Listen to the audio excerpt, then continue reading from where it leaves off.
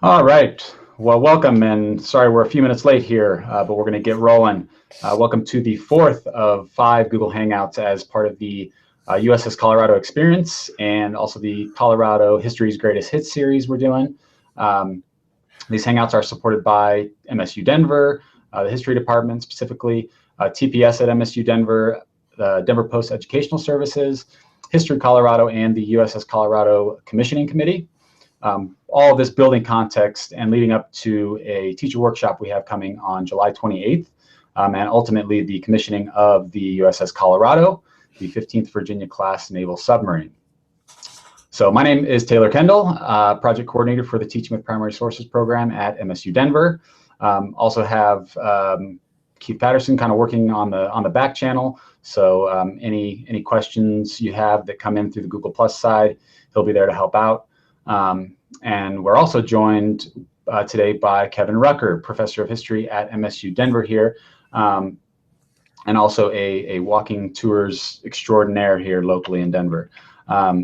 So Kevin, thanks for joining us. A few quick notes. Again, if you are joining on Google Plus, we're utilizing the Q&A app, so please do submit any questions that come up, and also the Showcase app. So any links we want to share, we can share them that way, and they'll be available. So with that, I think I will turn it straight over to Kevin. I know we're running a little shorter on time, so I want to get right into it. And so Kevin, I'll turn it over to you, and hopefully we can make sense of Colorado's Indian conflict. All right. Yes. Thank Taylor. And yes, today I'm going to be talking about the Indian Wars of the 1860s that plagued Colorado and eastern Colorado, in eastern Colorado during that time. And yes, I'm putting up a map here. And yes, we see in the 1700s, there was the Plains Apache and the Comanche in eastern Colorado. But in the 1800s, we had the Arapaho and Southern Cheyenne. They were driven out of western Minnesota by the Chippewa out in the plains, became the great warriors on the plains there at that time. And they will end up settling in eastern Colorado. Now we see the Treaty of 1854 was supposed to give the Indians, Cheyenne and Arapaho, everything between the South Platte River and the Arkansas River. But then we're going to see with the Colorado Gold Rush of 1859, a deluge of people come out here to settle into eastern Colorado, 100,000 people in just 2 years' time. So they had to end up going back in 1861 and do a different treaty. And that, we lost that. In 1861, the Treaty of Fort Wise, and they get a much smaller, reduced treaty of land during that time there. And at first, the Arapaho and the Cheyenne welcomed the gold seekers out their curiosities. The Arapaho chief Little Raven welcomed them as they camped in Denver City. And yes, we'll see pretty much everyone mingled. But then we're going to start seeing in 1864, some renegade Cheyenne, Arapaho, and Sioux Indians, they start raiding on the South Platte, causing all kinds of havoc at that time. We're going to see hysteria ends up gripping Denver, especially in June 11th, 1864. We see that Nathan Hungate, his wife and 2 daughters, homesteading 20 miles east of Denver, they're found massacred on Box Elder Creek. They brought in their naked, bloated bodies and a buckboard wagon with their 2 daughters. Denverites counted 80 bullets in the corpse of Nathan Hungate, and the children's heads had been nearly severed. They've been slashed their throats so severely, though. So people who had been reasonable in their attitude towards Indians became afraid and vengeful. Reverend Crawford would write that the actual Indian was a far cry from the nobleman of James Fenimore Cooper's novels. And he would write in the newspaper, "We who have seen live Indians know that as a whole, they are a filthy, treacherous, revengeful race of vagabonds." We're going to see Governor Evans would issue a proclamation on June 27th that all friendly Indians had to gather at the forts according to treaty, or they will be shot on sight, deemed as hostile. But the raids throughout that summer would continue on the South Platte.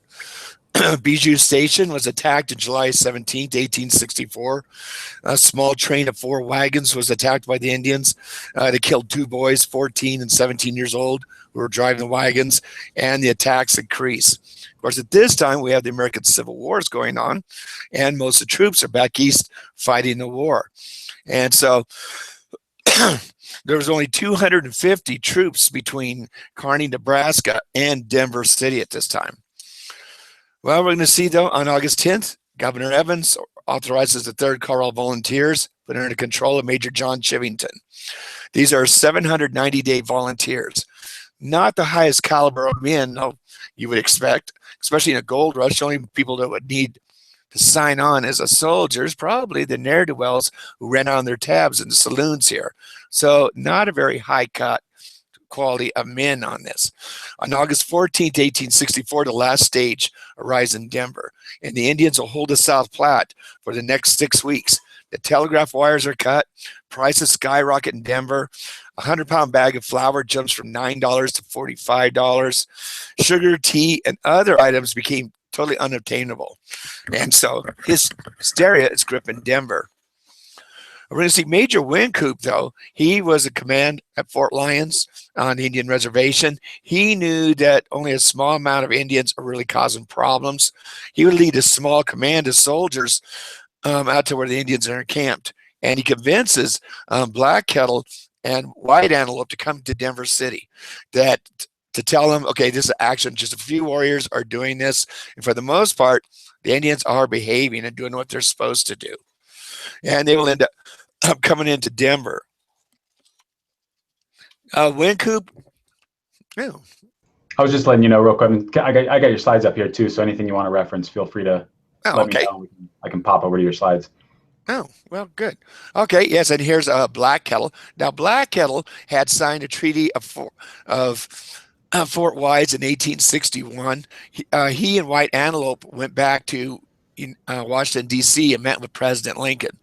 This is a good strategy of the federal government. You always took the chiefs on an all-expense train trip to Washington, D.C. to sign the treaties. For one, you honor them in Washington, D.C., but they also get to see day in and day out riding that train how many whites were back east and how futile this would be to continue this. Well, then we're going to see that Wynkoop convinces Black Kettle, White Antelope to come to town, to Denver City.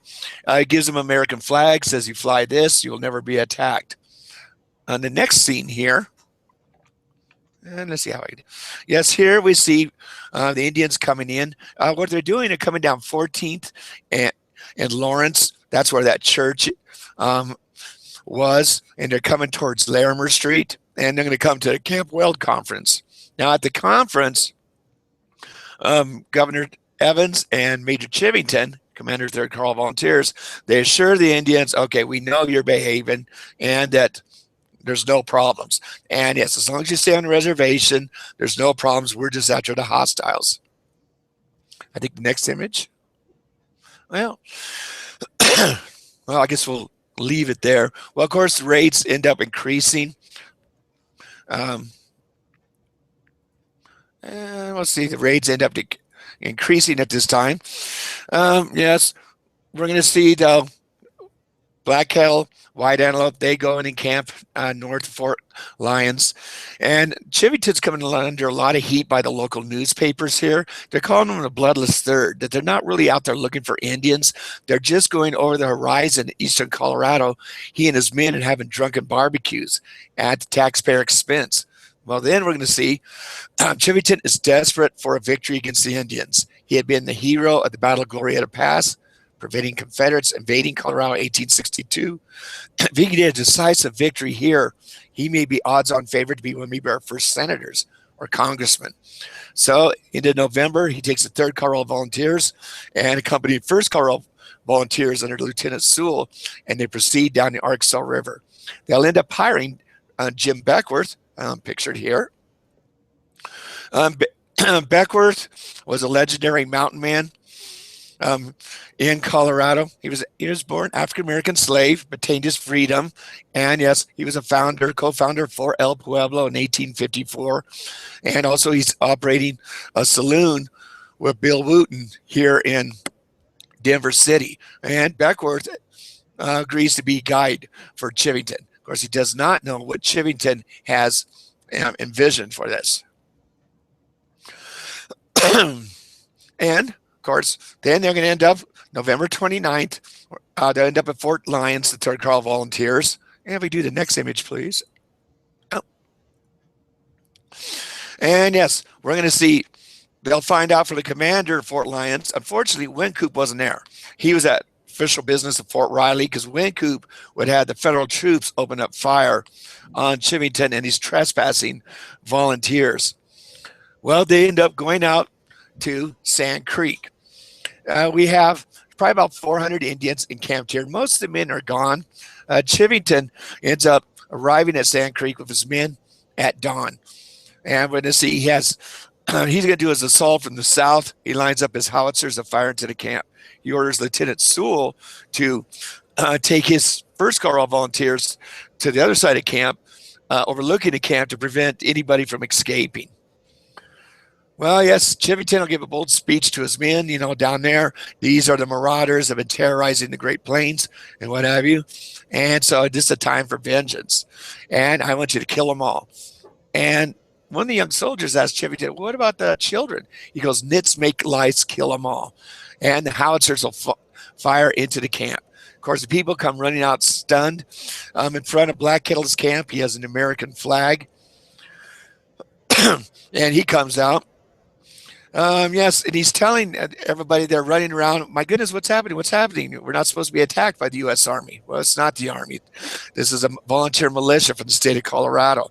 We're going to see Black Kettle tells the people to gather around him, that they'll be safe as long as they hold on an American flag. Well, now the soldiers launch their attack into the camp, and pandemonium breaks out. White Antelope, he comes out of his teepee, and he just can't believe his eyes. He's clutching the presidential medal Lincoln had gave him. He wears around his neck, and he's saying his death song. A cavalryman will ride up and run him through with a saber, and he'll fall dead. And now it's just a wholesale massacre. We're going to see that Black Kettle tells the people to leave, to run for their lives, and to run to the north. And we see indiscriminate killing and also scalping men, women, and children, disemboweling pregnant women to scalp the unborn. This 3rd Colorado Volunteers, they're taking grisly souvenirs of male and female genitalia, severing women's breasts for tobacco pouches. The carnage is horrific.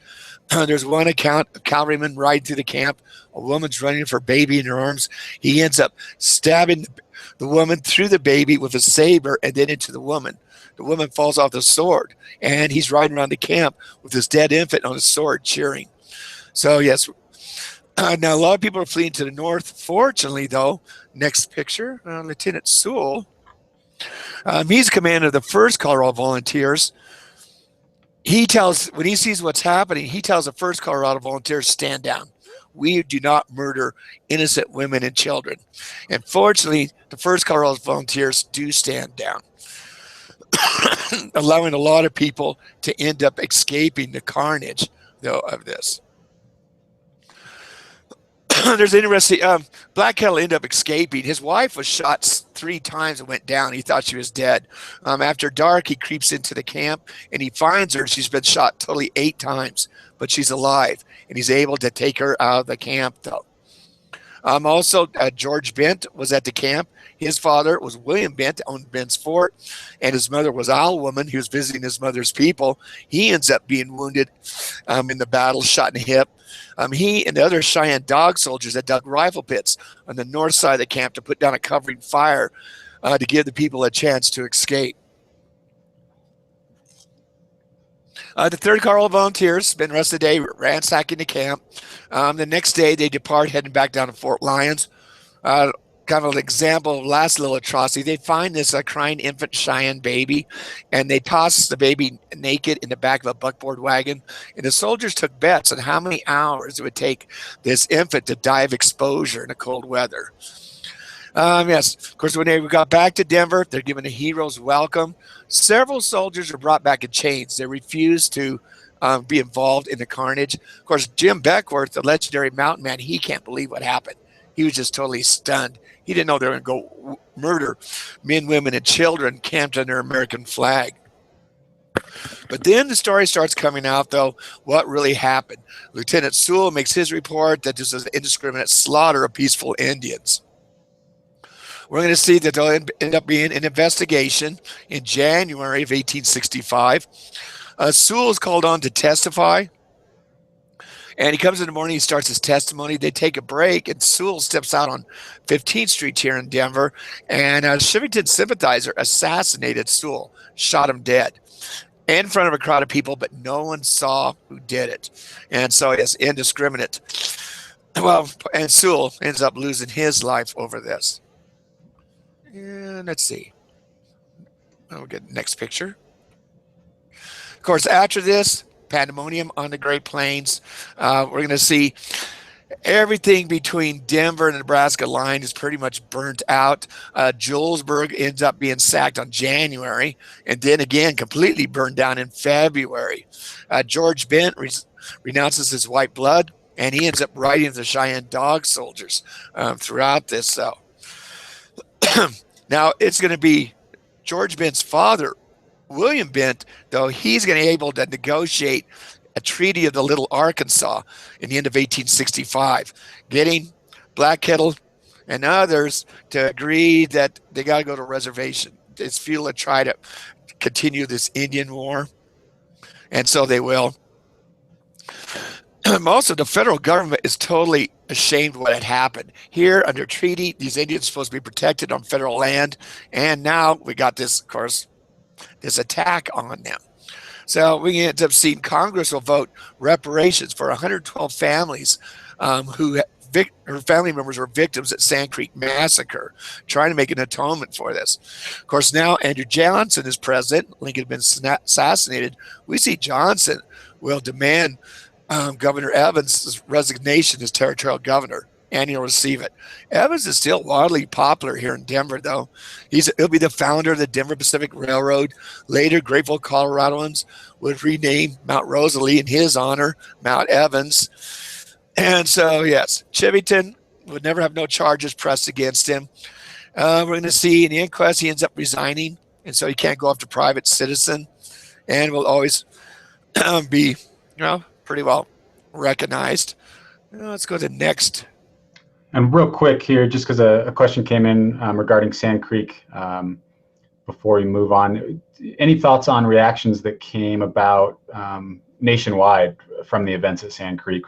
What was the sort of the national temper based on those events? Yes, a question came. It was a national temperament on what happened at Sand Creek. The rest of the country was in revulsion. I mean, Colorado was hoping maybe to become a state in 1866, and the rest of the nation was, oh my goodness, those barbarians would murder peaceful Indians camped under the American flag. We don't want them in the Union. And so even though, the rest of the nation was in the middle, just wrapping up the Civil War, there was revulsion. What happened in Colorado? Over the next 5 years, of course, the Cheyenne, they're attacking railroad crews and the Arapaho.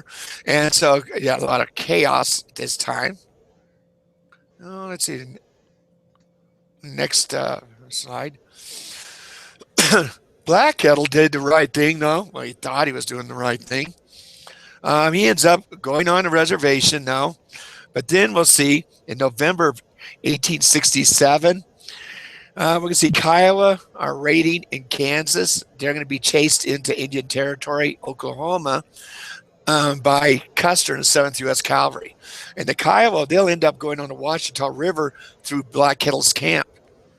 Well, Custer's command sees these pony tracks going into Black Kettle's camp, saying, okay, these are perpetrators. They're the one that did these atrocities in Kansas. So the next morning, 7th U.S. Cavalry launches an attack. If they would have did better reconnaissance, Custer and his men would have seen those same Kiowa ponies. They went into Black Kettle's camp, but they also went out the other side. And we'll see a lot of the survivors of Sand Creek Massacre will be killed at the Battle of Little Washita, or the massacre there in 1867. Mistaken identification again.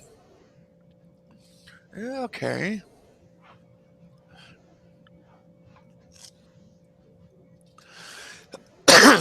We're going to see in 1868, there's going to be a party of 50 Army Scouts under the command of Major George Forsyth out of Fort Wallace, Kansas. And they're out looking for hostiles under Roman nose in western Kansas and eastern Colorado. Now, at this time in 1868, the repeating rifle, lever action rifle, had already been developed, but the U.S. Army was not allowed to use it. Regular Army troops. Congress said that they would end up wasting too many bullets. They needed just a single shot rifle. That'd be like Congress telling our soldiers today in Afghanistan, you're spraying way too many bullets. We'll just give you single shots. That way you'll make sure you'll end up aiming your shots. But the scouts, though, they're able to have these lever action repeating rifles. Well, they're pretty cocky. Generally, the U.S. Army can figure 5-to-1 odds they can handle. No, not one cavalryman could take on 5 warriors. One-on-one, a warrior probably could take on a cavalryman, but superior military discipline, though. You're organized. You're listening to commands. Well, these 50 scouts think, boy, they can take on anybody, because they got repeating rifles. Well, then they run into Roman nose and over 1,000 Indian warriors. They'll end up being a running battle south of Ray, Colorado. And finally, though, they'll go on the Rickery Fork of the Republican River, kind of a dry riverbed there, and we're going to see Forsyth decides, okay, we got to make our stand. Of course, when you got the Indians right on top of you, what do you do for breastworks? Well, like in this painting here, you start shooting your horses and mules, and you're using them as breastworks, and they're pinned down. And let's do the next one here. And yes, of course, as we're going to see, here comes the Indians. They do charges. Now, the great thing about being down in the Rickery Fork of the Republican River, they got tall banks, and so the Indians can only come in front of you about 75 to 100 yards wide.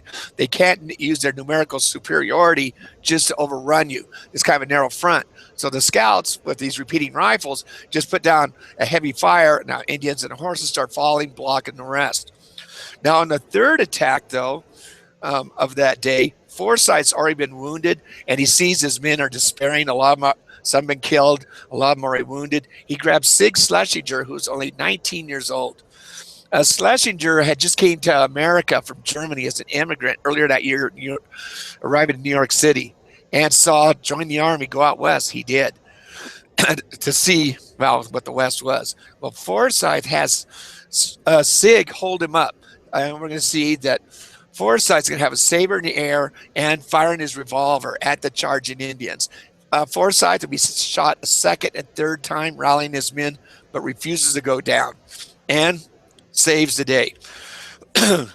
Sig will later write during this 9-day siege that you had your choice of either horse meat or mule meat, raw, putrefied, because they couldn't even land fires or not.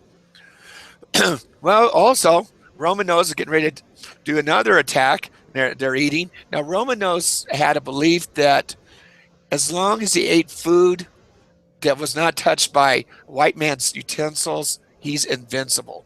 Well, he eats his meal and then finds out it's been prepped by a metal spoon.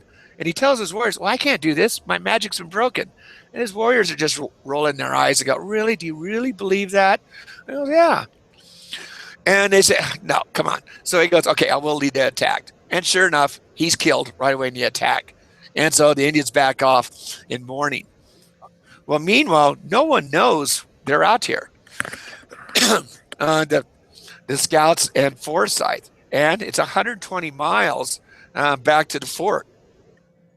Well, we see that Forsyth asked for 2 volunteers to make the 120-mile trek. 19-year-old Jack Stilwell and old Henry Trudeau. They'll end up making this trek there. Oh, we go to the next one. Mm-hmm. Oh, yes, here they are at Battle of Beach Island. Fortunately for them that night, it was a moonless night, and they're able to sneak out, dragging branches behind them to cover their tracks in the sand. And then once they get clear of the Rickery Fork, they take off running. Now, what they're doing, they're running at night and hiding during the day. We see on the third day out, though, the sun comes up and there's nowhere to hide. They're out in the open plains. There's no gully or arroyos, and they end up getting down in a buffalo wallow. Well, when they're down this buffalo wallow, all of a sudden, about 50 yards away from them is a band of 50 Cheyenne warriors. And then they're met by a band of 30 Sioux warriors, their allies, and they're talking. And, of course, they're down there in the sagebrush.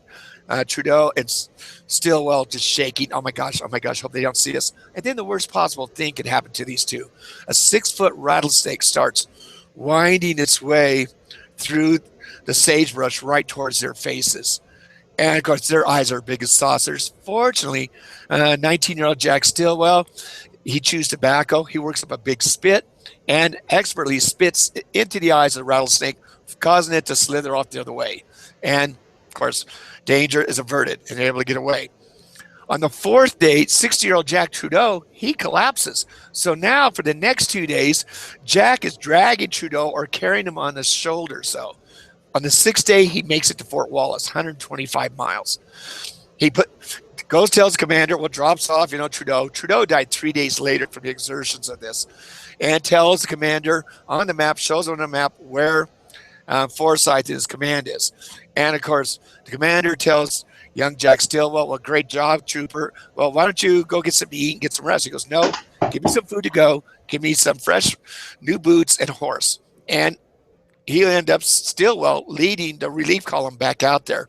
What's also significant about this relief column, it'll be the 10th U.S. Cavalry will rescue Forsyth and his command. What will later be the famed Buffalo Soldiers. This will be the first time that African-American soldiers fought Native Americans in American history when they came and rescued Forsyth and his command. Of course, they ended up driving off the Indians and they rescue the survivors. Of course, the scouts are overjoyed. They wanted to give a big party for the 10th U.S. Cavalry, but the commander of Fort Wallace says no. The people in town would be upset if you honored these Buffalo Soldiers that way. Yes, during the Indian campaigns, the Buffalo Soldiers would fight over the next 15 years throughout the West, safeguarding ranches and homesteads and settlements.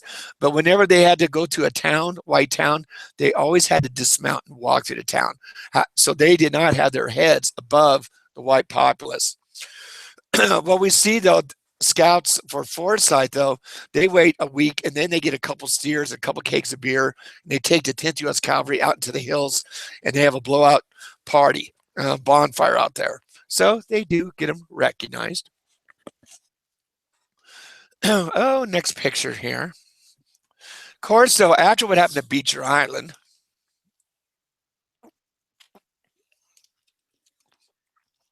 we're going to see General Phil Sheridan realizes he has to do something. It's too difficult to try to chase down all these Indians. And he decides to employ the strategy they used in the Civil War. In the Civil War, starting in 1864, under Ulysses S. Grant, total war. And you declare war on the enemy population, civilians. And it'll be Sheridan would burn torch the entire Shenandoah Valley, really the breadbasket for the Confederate Army. Yeah, you go through and you burn the houses, you destroy the crops, you shoot the livestock. Well, he decides to use the same tactics on the Southern Plains tribes. And what does he do? Brings in buffalo hunters. And the reason is, okay, we'll kill all the buffalo, and we do that, and they'll be forced to be starved to submission, the Indians. In their mind, they thought they were doing a humanitarian thing. Rather than trace all these Native Americans down and have a lot of civilians, well, women and children be killed, we'll do this to the buffalo. Well, not too good if it's going to be a buffalo for you, though, but they do this. We see that in 1850, the estimated was 50 million buffalo or bison on the Great Plains. We see that the entire really Southern Plains buffalo herd will be totally exterminated by 1873, though. But it works. It does eventually lead to Indians end up surrendering. We see, though, in the winter of 1868 and 1869, the Cheyenne Dog Soldiers, their military society leading the battle here, they're under Tall Bull. He's commanding them. He has a band of Cheyenne Dog Soldiers and Sioux, about 450. They go down to Indian Territory to recruit young men, Indian men, to join their cause, to go up north to Wyoming. Then after they did that spring, they're raiding in Kansas, hitting frontier settlements and isolated homesteads out there, and really cause a lot of alarm and horrific atrocities. So they're doing out there in western Kansas. We're going to see, though, it'll be Major Carr. He will be chasing Tall Bull and his band throughout western Kansas and eastern Colorado. Also, though, he has a company of Pawnee scouts with him. Now, the Pawnee had ended up enlisting in the U.S. Army in 1869. Now, the Pawnee were the traditional enemies of the Sioux, Cheyenne, and Arapaho, their adversaries. In 1868, the Pawnee had been encamped along the Republican River in Nebraska. Most of the men were out hunting, and a combined force of Cheyenne and Sioux warriors swept down and killed over 400 Pawnee women and children. A place called Massacre Canyon.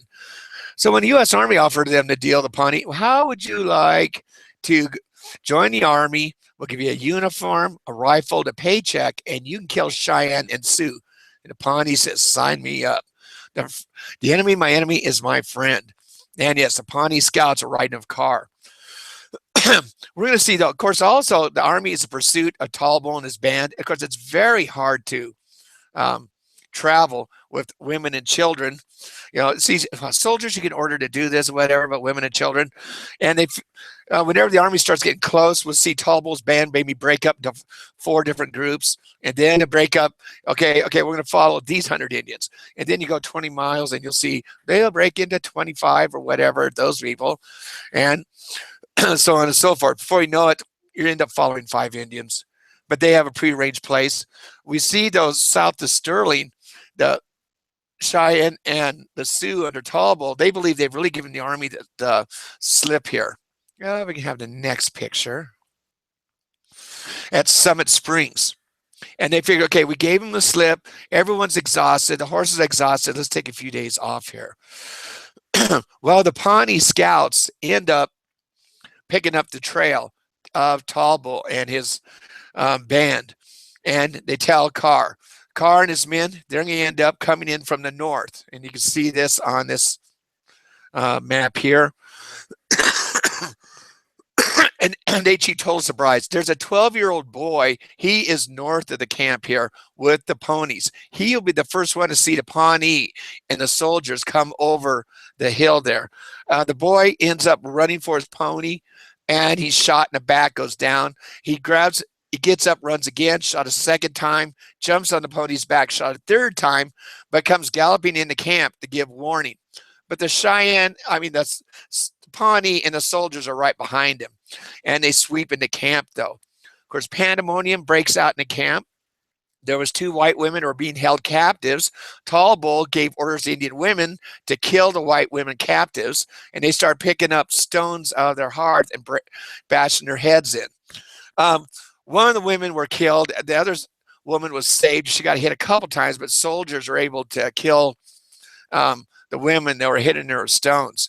We're going to see Tall Bull goes up into this. It shows on the map this little canyon there with his wife. He has 2 rifles in each hand. What she's doing, she's loading rifles for him. He pops up, takes a shot, and then gets another rifle, pops up, takes another shot. The commander of the Pawnee Scouts, Luther North, keeps seeing this Indian head popping up time and time again. And he goes, okay, all right, I see what happens. Every time his head pops up, he takes a shot, and down goes a soldier. So Luther North just waits for where he saw that head come up. And sure enough, Tall Bull stood up again, and this time he gets shot right between the eyes by Luther North. Yes, if you're ever shooting at the U.S. Army, if you shoot once, move, and then come up another place, don't keep coming up the same place and get nailed. Well, we end up seeing it'll be a huge victory for the Army. Officially, 52 Cheyenne and Sioux were killed. 17 women were captured. But actually, the toll was much worse. We're going to see a lot of the women and children and some of the men, they're running for their lives. They don't have their pony. They're running for the Platte River, which is 5 miles distant. We see that the U.S. Army kind of turns its back and lets the Pawnee do what they want. The Pawnee are riding down these Sioux and Cheyenne men, women, and children and shooting them in the back and mutilating their bodies and scalping them. And it's paybacks for what happened at Massacre Canyon 2 years earlier, though. So who knows what it was. Of course, so the survivors of this Summit Springs, they go up north. They'll join Red Cloud, Crazy Horse, and Colorado, Cheyenne, and Arapaho continue to fight up there. And yes, they'll participate in 1876 in the Battle of the Little Bighorn. We changes there. Oh, and here's a picture of, yes, and Pawnees. Well, there's 50 U.S. Cavalry coming into Summit Springs. After this puts pretty much an end to the Indian Wars in eastern Colorado, though. And you'll notice this. Well, the only Indians. We really have Colorado, at very southern part of the state, the Utes. Because that's going to be another time, another story, though, how the Utes lose everything out west there. They'll end up holding their lands to 1879. Yes, out west, woe be you if you're Native Americans if they discover gold. If they discover gold or silver, I mean, you are just wiped right off the map and stuff. You go up into the Seattle area, on the Olympic Peninsula, you have all kinds of Indian reservations there close to urban areas. The reason why they never found gold or silver, though, there. Northern California used to be densely populated with Indians. They estimated a population before the California gold rush was 200,000 Indians. And then within 15 years, it's less than 30,000. You know, so yeah, woe be you if you're in the way of a gold rush or silver rush. It'll be the end. Well, any questions or comments? I don't think I see any other questions that have come in through Google Plus. Okay. I know we're loosely tying a lot of these to sort of the naval side of things because of the commissioning of the submarine, and that might be a stretch. But any thoughts on, you know, had the devastation of those populations not happened? Is there thoughts on natives within the sort of the naval army, or I'm trying to, I don't have a good prompting question here. That's a good stretch. Most Indians in the interior never even knew what an ocean was, even though it even existed, you know. Well, until contacts of whites and they heard about that, though. All right. Well, we're about 10 minutes to the hour anyway, so that's about perfect. So I will say thank you to those that watched, as well as to you, Kevin, for taking some time and telling us a few stories. I know that's a handful of a long talk you could probably get into, but appreciate your time. Again, we have one more. Sorry, I had the camera switched over on you there. One more of these hangouts to come. Again, we've gotten through 4, sort of building some context. On May 14th, Raleigh Schendel, who's actually in the education world here at MSU, is going to talk about connecting students to content and some literacy strategies in the classroom. So kind of breaking away from content and talking strategy a little bit. That'll happen May 14th, again at 4 o'clock. And then again, teacher workshop coming July 28th that is sort of a culmination of a lot of this, as well as an evening reception on the 29th. So thank you again, Kevin, and we're going to sign off for another USS Colorado Context Google Hangout. Appreciate those that watched, and again, thanks to the History Department at MSU Denver, and thank you, Kevin. All right, well, thank you.